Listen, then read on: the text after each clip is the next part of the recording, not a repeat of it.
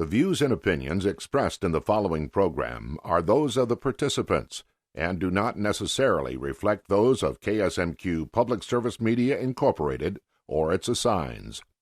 Hi, I'm Eric Olson. Welcome to On Cue. On today's program, Ann Austin from the United Way of Freeborn County joins me to talk about leaders partnering to end poverty. It's an initiative supported by the Blandin Foundation that will help Freeborn County identify what steps it could take to tackle poverty. Then John Garry from the Development Corporation of Austin, the DCA, talks about their new designation as a Small Business Development Center site. And Mary Barinka gives us a Vision 2020 update, this time about peer power partners. Stay with us. On Cue is next.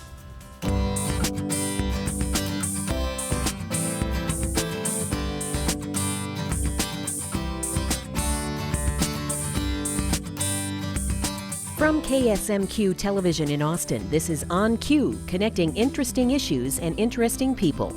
On Cue. According to the U.S. Census Bureau, 11.8% of the population in Freeborn County lives below the poverty level. And while that isn't much above the state average, it is too high for a group of area leaders. Ann Austin, Executive Director of the United Way of Freeborn County, is here to tell us about leaders partnering to end poverty. Welcome, Ann. Thank you. Talk a little bit about your initiative. What do you hope to accomplish? Well, we're working with the Blandin Foundation, and they've come into our community to build capacity to look at how we can change systems or rework our processes to better address poverty and help move people out of the conditions that are, kind of keeping them in poverty, working on those barriers, such as education, having a lack of education to get a good quality job. Okay, and how, is this a certain length of time, or what goals are you looking at? Yeah, there's a certain length of time. They will be with us for the next year. And so there are specific goals that we are addressing right now. We're really getting education. We're building connections in the community. We do have a core group that's been meeting every month to talk about different areas with poverty that we need to address, such as limited resources, just having that basic knowledge of how to do things in life, how to solve problems. What do you do to open a bank account? A lot of people in poverty are unbanked, and so they will cash their checks at payday lenders, and there's a certain fee attached to that. Anytime they need to get loans, there's fees attached to that, really high percentage rates that they need to pay into. And so a lot of those kind of systems keep people in poverty. And we're talking about those. We're talking about, community resources such as, just people to talk to and be supportive, to meet your goals. People in poverty tend to not have a story or a sense of hope for their future. And so having a supportive network of people in the community can really do a lot of good for them. Well, and it must be difficult, one would think, to want to talk about it. Yes. If I don't feel very good about my situation, when I've been there unemployed, it's not like I want to go running around, talking about it. And that's the biggest challenge. One of the goals working with Blandin is to have people in poverty be part of the conversation, because a lot of times decisions are made by people who do not understand the situations that people are living in. For me, I had some experience when I was younger, but nothing that I really knew about. We are on food stamps when I was a very little girl, but I was never aware of it. And so I don't know what it's like for people, I want to help, but we need those voices to be part of the table. And that's something that we are getting more successful at. We are having events coming up, and we're going to be talking to people who are using the MFIP program, the Minnesota Family Investment Program, and just really looking at how the programs and the systems that are in place are helping people, but then how we could maybe fill in the gaps to just bring more education, support networks, just help them with the little things that really hold them back, like replacing tires on your car. There's people who will drive their cars until their tires are bare, and then it's really a dangerous situation for them and for others. Mm-hmm. So there's a lot of conversation that's happening with this. In Freeborn County, where you are located, is the picture of poverty that much different from the rest of the state or the nation? Do we know about that? I mean, when we were coming out of the recession, I remember earlier this year seeing news about there are a lot of underemployed people who have like maybe a part-time job, so they're not completely unemployed. Is that also the case, or is there something unique about our region? That's a good question. I think that, you know, the more that we get into these conversations, the more we will find answers. Because, you know, we do know in our community and in our region, there are not enough skilled workers for the workforce that is needed at local employers. That's something that we face in our community. And so we have organizations like the local Riverland Community College that are working on programs to help get people employed. So, you know, either people don't have the right skills that can translate to local jobs, or they just don't have the right kind of education. There are people in our area that have at the most a third grade level education, and there's many reasons for that, but that is a challenge for us to deal with. You're going to do 7 sessions, right? Yes. And whom do you want to attend? Anyone. This program is for any and everyone, and we're so thankful. We have some former state representatives who are part of the discussion, so they understand how the process works all the way up to the top, you know, at the state level, which is very, very helpful. We have people who are in poverty, who are, as part of the discussions, we have people from county areas. Human services? Yeah, or human something services, like yeah, that? public Sure. health, actually, just different Okay. departments. People from the city, we have just general community members. We have a resident who just moved to Freeborn County in the past couple of months, and she's part of the discussion. And some of that mixing of people, even that is educational for a lot of folks who think I'm very aware or I help out, but just getting people from different places in the same room is very helpful, can be very helpful. What about myths? You've got the myth busters. You like to talk about them. Yeah, you know, we had a presentation by Jody Farr, and she does the Bridges Out of Poverty curriculum. That was at the very beginning of this whole effort. And, you know, there are some myths, one in particular, why do people in poverty have children, you know, when they can't afford them? Why do they have pets when they can't afford them? Well, it gives them a story, it gives them a future, it gives them some kind of, you know, it gives them something to look forward to in their lives. You know, I was really thankful and appreciative to be able to go to college, you know, and I have goals for my career.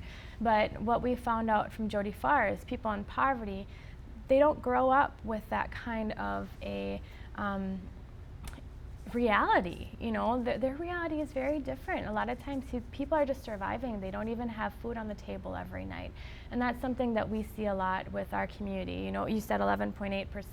In our community, 17% of the children are in poverty. And they are the ones who don't have a voice. And it's worldview, I guess, is what I call it with families. How do we get in touch with you or this program to help out? Yeah, people can call our office, United Way, 373-8670, or stop in. We're just located US Bank Building, downtown Albert Lea. And, you know, just let us know.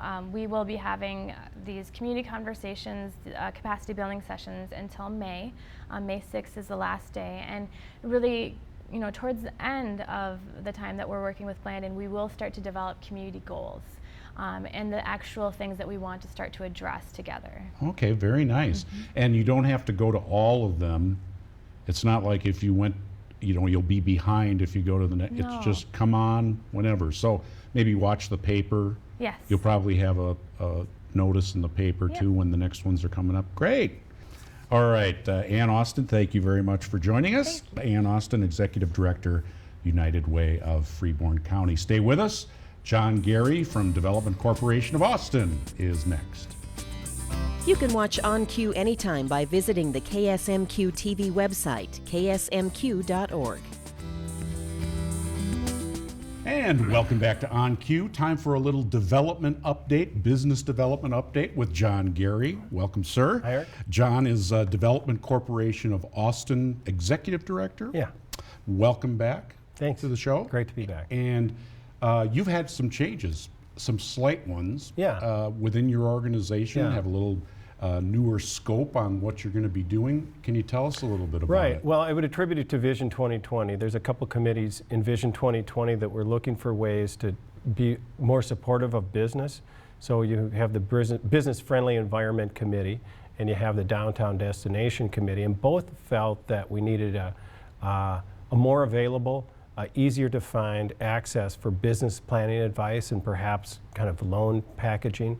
So at DCA, we've become a small business development center.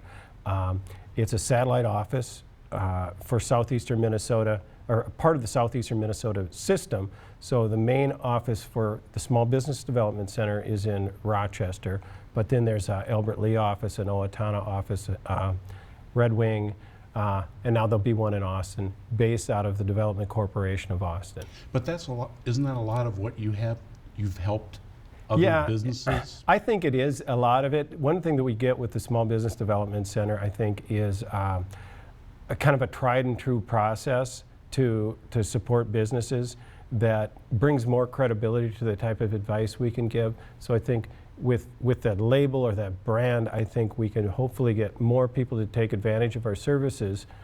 But a lot of times where they come from is from a bank. So a small business owner or entrepreneur with an idea goes into their bank and they say, I need some money to do X, here's my idea. And the banker listens and says, you need to develop that idea a little bit more. Call the Small Business Development Center, the SBDC, and they'll set you up with a consultant, and sometimes that consultant could be, there's a group called SCORE in town. Oh, sure. Yeah. So what we would do is use one of our consultants or SCORE to bring them forward a little bit in that thinking so that they can, a lot of times, go back to the bank and say, I'm ready. We have the plan together. Is it a state program? It's a federal program. Federal. It's associated with the Small Business Administration, SBA, and small business development centers are throughout the country. And this is what they do: no cost business planning advice for primarily small businesses, but that could be anyone who's not even in business yet to someone who's well established, maybe even has 50 plus employees, but is faced with an opportunity or a challenge, they want some advice. And do they need to be referred by a bank to get to that service? No, they could come by a horse, by a train, it doesn't matter. We just want the more obvious or more common points of initial contact to make sure they know where we are. So some of our first meetings locally were with representatives from each of the bank, with the Chambers, a big partner of ours on this. Riverland is a really important partner of ours on this. In two ways. They may route people our way, but there are things that Riverland can offer that a business could well take advantage of. Training or education or Training, something, exactly. Okay. Or even as we get going, perhaps some ideas for workshops that have, maybe, for example, accounting, but it's a workshop on accounting, not a semester class on accounting. Or accounting. How to make your business plan so I don't have to do it for you, kind of thing. Yeah, and I think our key is that one of the most important things we can do as a community, I think, for businesses is just get them to the right resource as easily as possible. So I think that's what came out of Vision 2020, and that's what we're trying to create here. We're talking with John Garry of the Development Corporation of Austin, and we're talking about their new designation as a Small Business Development Center. And a couple of minutes ago, we talked about SCORE. Yeah. And a lot of times when we talk about economic development, the acronyms start flying in the alphabet soup. But that's an important one. So can you break that down a little bit? So the SCORE is actually Service Corps of Retired Executives. So what they've kind of moved away from that, and they are just trying to say we're SCORE. But what they are is retired business people who are volunteering to give free advice. So they would. That's wonderful. Yeah. Especially in this community, there's such talent. Oh, that's the beauty of it. I mean, first of all, they're wonderful people. They're wonderful people. They're not judgmental, but they have great advice and great experience, and they're available. It is a terrific resource. I myself turn to these people all the time and say, what, you know, how would you approach this situation or that situation? They're my mentors, I think, in economic development a lot of times, but a great asset for other people to use. Are there needs, these folks that'll be coming to this service, are they the same kind of, I need tax breaks, I need, you know, stuff I need from government? It's a little different. The model for small business development centers is really almost, you think of it as a guidance counselor. You have an idea you want to develop to start a business. Let me think through who my customers are going to be. How much is it going to cost? It may evolve into something where you do seek maybe a public assistance in some way, say a government loan, but most often a lot of these are just going to be thinking through a business opportunity, a business idea, a business challenge, and helping from a couple experts arrive at some sound decisions. What are you hearing about the largest needs when you talk to the mom and pop, I've got an idea? What are they facing? Yeah, a lot of times it has to do with money.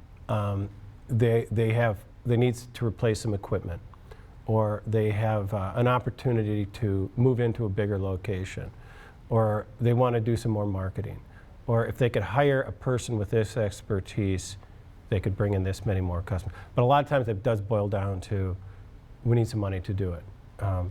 And that's why I think one of our key partners is the bank, because ideally we help them get ready to go back to the bank. And there are some supplementary loans that we can help them get connected to, but mainly we want them to be able to get back to their local bank and get what they need. That's not the only thing. A lot of times they have just kind of, how do I get the word out about who I am, what I'm doing, connect to more people. So there could be some marketing advice that they get to think through. Great resources in that. Sometimes it has to do with real estate. We're looking at a new property. Help me figure out if I can afford this or not. Okay. Or if it makes sense business-wise to pay more for rent or to buy this property. Does it make sense? And then someone will help walk them through that. A lot of people are out there who could give this kind of advice in your local, in a bank. They don't have time. They often don't have the time to meet with you 4 or 5 times, which is probably what a lot of these small businesses need, is a series of meetings. Yeah. And you mentioned real estate appraisals. And in my mind, DCA, you have a role to play there, do you not? I mean, go back and just talk about that piece of your business. Yeah, well, there's a few things. I mean, in some sense, we're an industrial property developer. So my organization over the years has helped develop several properties that some businesses could be in. Another thing we do is try to keep a close eye on what's available. So some people will come in and just say, do you know any building that has 5,000 square feet and a loading dock? And we just try to make sure that working with the key people in the community, we know where some options would be for them. And do you have to be a new business to access this new service? Yeah, all businesses are welcome. We're just kind of had this description for a couple months now, but one of the businesses we've met with has got to be 25 years old, another one's 7 years old, another one's 1 year old. All in Austin or Moore County? Yeah, this area, yeah. Because there are other ones, other or small business development centers. Yep, Albert Lee through Greater Jobs, or their Alita they call it, they have a incubator, but Ryan Nolander and Dave Lundak provide the services in Albert Lee. The Owatonna Business Incubator is a SBDC as well, so they could provide the same services. Rochester, the technical school in Rochester has an office that does a great job helping people. Okay. Yep. So it's another resource from your office. office. Yeah. And well, this sounds great. How do they get more information? Yeah, they can call me, John Garry with the Development Corporation of Austin. They might be familiar with the Chamber of Commerce. We're in the same building with the Chamber of Commerce. Chamber of Commerce is sort of our intake partner on this, so they can call the Chamber too. And go to our website, link in a couple different ways. Okay. Yeah. Wonderful. Thanks, Yeah. John, very much for joining us. And it's a pleasure to hear about this new designation. Hopefully a lot of folks can take advantage of it and we can hang on to companies, because I bet everybody is all hyped about their idea when they come into you. Everything's going to hit a home run. Yeah. And a lot of the growth comes from these small businesses in a community, not from hitting the grand slam, bringing a business in from the outside. Yeah. Okay. Well, thanks, John. Yeah. All right, Eric. Thank you. All right. And speaking of Vision 2020, our update of Vision 2020 comes your way next. Queue up your own comments for On Cue and send them to us at onq@ksmq.org. On Cue's Vision 2020 segment is brought to you by Hormel Foundation, Games People Play, and Turtle Creek Estates. And welcome back to On Cue. I'm Eric Olson. Time now for our Vision 2020 update, and Mary Barinka joins us this morning. Thank you for having me. Hi. We're talking about Peer Power Partners. Tell us a little bit about it. It's kind of a tongue twister. Peer Power Partners is a mentoring program that pairs youth with special needs with same age, typically developing peers for advocacy, understanding, and friendship. Because the previous model, or a lot of times you think of people getting help or contact with like an adult, right, or some kind of medical professional, right. But we're learning more. Are we learning more about that it's the same age? Yes, a lot of the research says, and I have a daughter with autism, and a lot of the research says, especially for learning social skills, pairing kids up together is much more effective than even one-on-one with a therapist, a child with a therapist, and they see the results faster and it's more effective. And you've been spearheading this. Is this part of a national organization? No, not really, no. There are other models like this throughout the country, but I helped organize this through a collaborative effort with Vision 2020 and the Parenting Resource Center in the public schools. And we put together kind of an advisory team and went out and looked at a couple different models. We drove up to Watertown Mayer Middle School in Minnesota and observed a program that they had going, which was modeled after PACER's peer advocacy program. But we kind of have created our own program and are implementing it in our own way based on some of the models that are out there. And you did it last year at Holton? We started last fall at Holton with about 50 kids involved. Going fantastic, really very well received by the staff and the students. And one indication of how well it is going is that when we came to have the kids apply this year to be in the program, we had 100 applicants. And keep in mind, we had 50 kids total in it last year. So when we gave the kids the opportunity to apply to be in it, we had a really outstanding result. On both, so the students really like it? They do. Do they get training, or how do they know how to proceed, or what? Great question. That's one of the real unique parts of the program, is that the mentors meet bi-monthly for educational and informational sessions so that they learn about a variety of disabilities, some of the challenges that these kids have, and how they can be more engaging and helpful and advocate for each other. What kind of activities do they do together? It's so new. We are, the coordinators at each school are trying to find out what some of the interests of the students are and feed off of that. I know one of the gatherings the students have, one of the social activities they had was a holiday gathering last December at Holton, and they had a station where they could make hot chocolate and visit together, and then they had a rock, paper, scissors contest, and made another station where they made crafty ornaments together. And then another activity they did was these rubber band bracelets. Are you familiar with that? Yeah, they did that as an activity too. And you're at Ellis this year? Yes. Correct, and Holton? Yes, okay. We introduced the program October 13th at Ellis Middle School, and there are 50 students starting in that program over there this year too. What a wonderful success.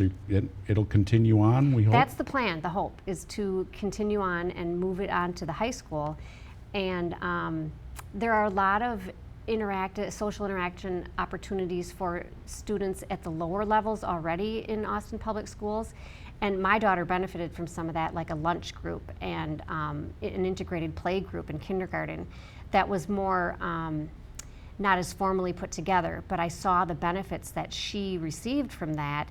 And having the opportunity through Vision 2020, I thought, why not have this for a lot more kids and as they age up, so it's not just a one-time thing, it's something that the kids grow up with and get used to, kind of changing the culture, for them, and making everybody more inclusive and understanding and advocating for each other. Fabulous. It's called Peer Power Partners. Mary Barinka of Austin is heading it up, and thank you for your service. Thank you also for the opportunity. And that'll do it for us this time on On Cue. I'm Eric Olson. See you again next time.